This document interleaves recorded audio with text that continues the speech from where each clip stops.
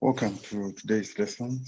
My name is Yamasaka Kendens. I'm going to take you through a lesson in organic chemistry, and in particular, we'll look at alcohols. So we straight away go into the lesson for today.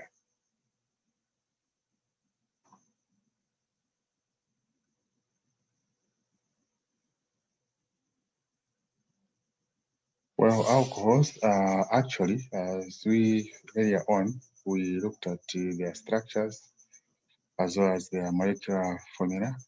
But today we are basically looking at actually how we can produce alcohols as well as they react actually with the other compounds.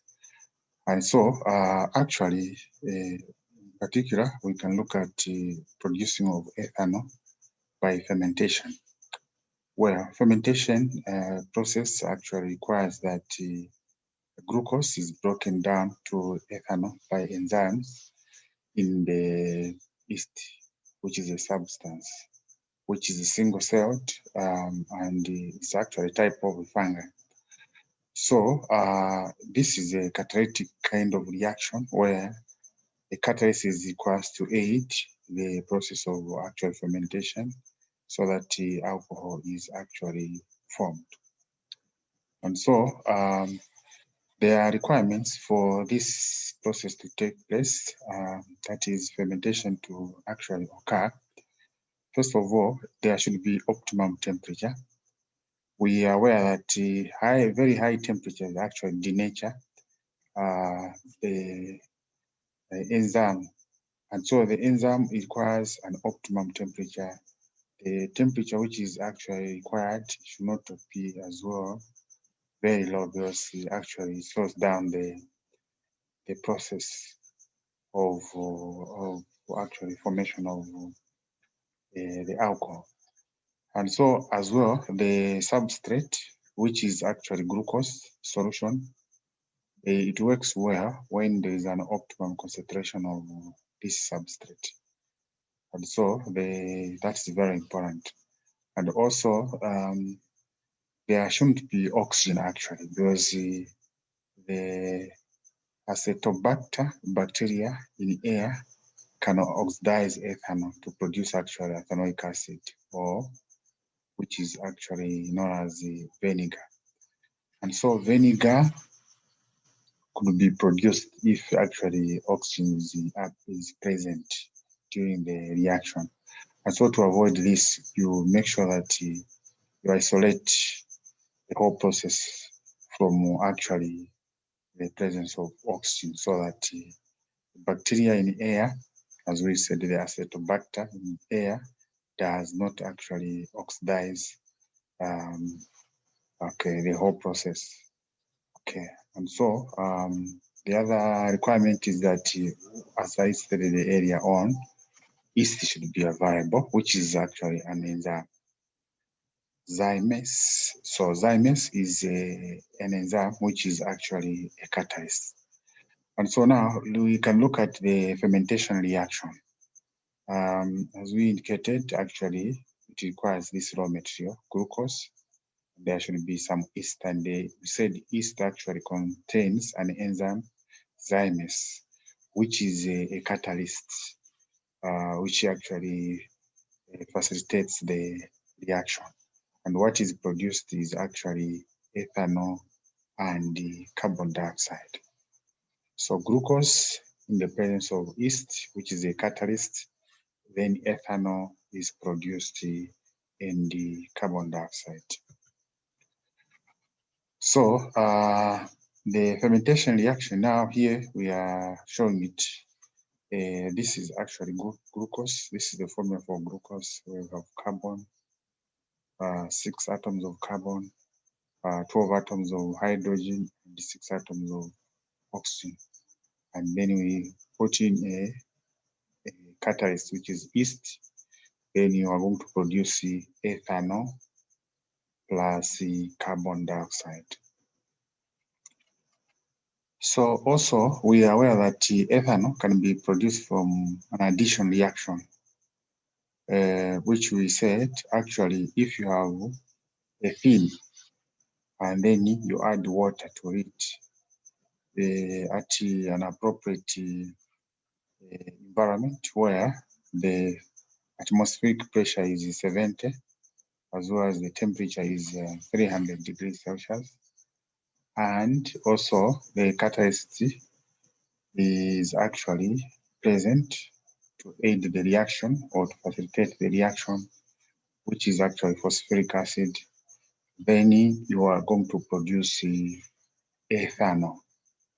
This is an additional reaction because basically what you are adding is water, and then you are going to produce here actually 6 atoms of 6 atoms of hydrogen, which in this side there are 6 atoms of hydrogen. So we should take note of the requirements for this reaction to take place.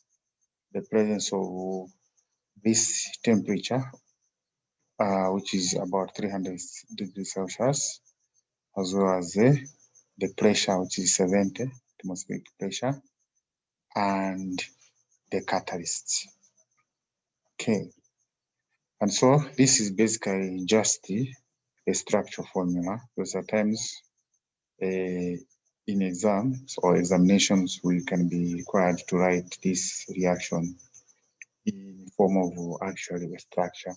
Remember we did learn on how to write the structure formula, and so this is ethene and plus water, and this is the temperature, 300 degrees Celsius, 70 atmospheric pressure, and phosphoric acid. And what you get is actually ethanol. Water has been added. So this is an additional reaction. So also ethanol can burn in adequate amount of oxygen to produce carbon dioxide and water.